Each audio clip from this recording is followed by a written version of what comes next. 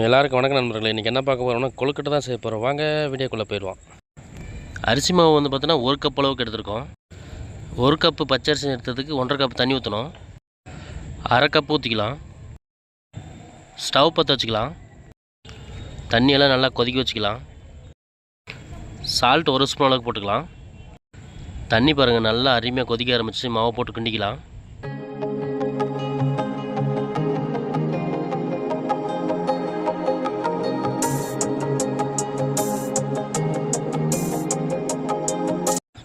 Stove off பண்ணிக்கலாம். அந்த டயத்தில்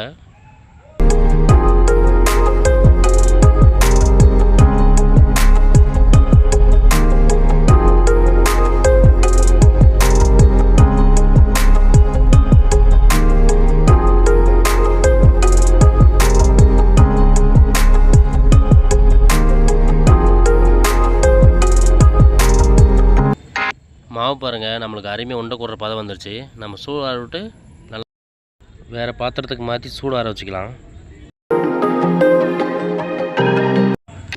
கைக்கு வந்து நெய் தடவிக்கலாம். கைக்கு நல்லா நெய் தடவினா தான் கைக்கு வந்து நல்லா மாவு வந்து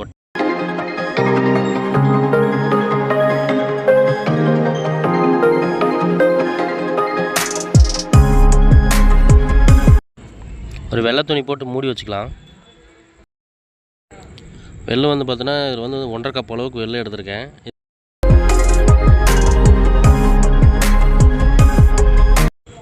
தண்ணி வந்து ஒரு 1/2 டம்ளர் அளவுக்கு தண்ணி ஊற்றிக்கலாம்.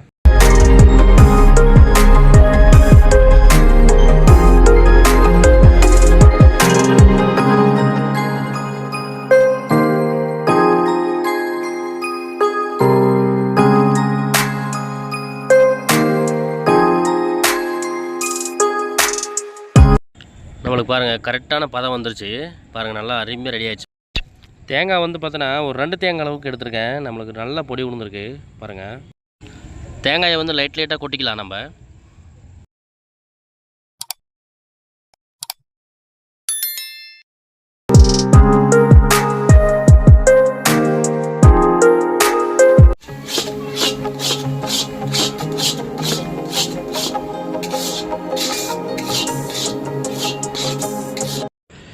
ஏலக்காய் பொடி 1 டேபிள் ஸ்பூன் அளவுக்கு போட்டுக்கலாம்.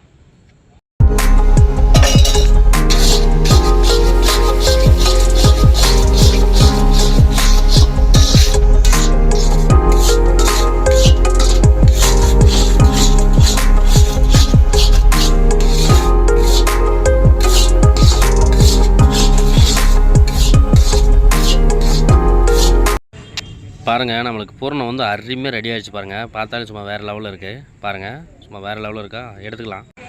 மாவு இந்த சைஸில் உருண்டை பிடிச்சிக்கலாம். அரிசி மாவு பேப்பர் எடுத்துருக்கோம்ல, அந்த பேப்பரை வச்சு நல்லா மடித்து ஒரு அமுத்திக்கலாம்.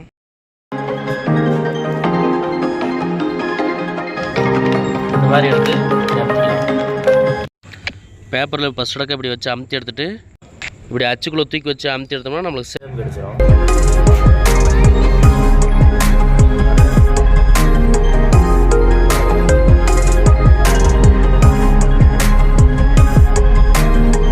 எல்லாத்தையும் இதே மாதிரி செஞ்சுக்கலாம்.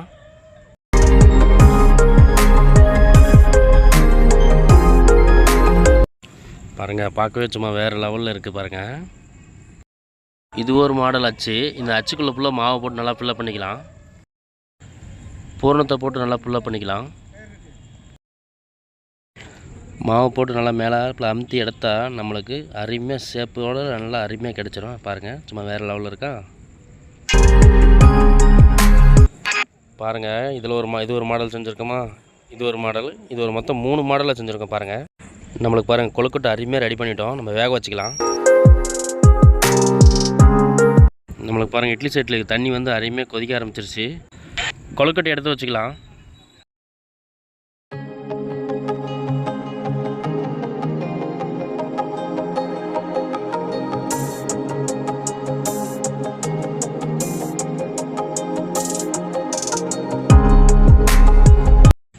மூடி போட்டு வேக வச்சுக்கலாம். நம்ம 20 நிமிஷம் ஆயிடுச்சு. எப்படி இருக்குன்னு திறந்து பார்ப்போம். ஓ பாருங்கள் நம்ம கொழுக்கட்டையெல்லாம் அருமையாக வேறு லெவலில் ரெடி ஆகிடுச்சு. பாருங்கள் நம்ம வேறு லெவலில் இருக்குது பாருங்கள்.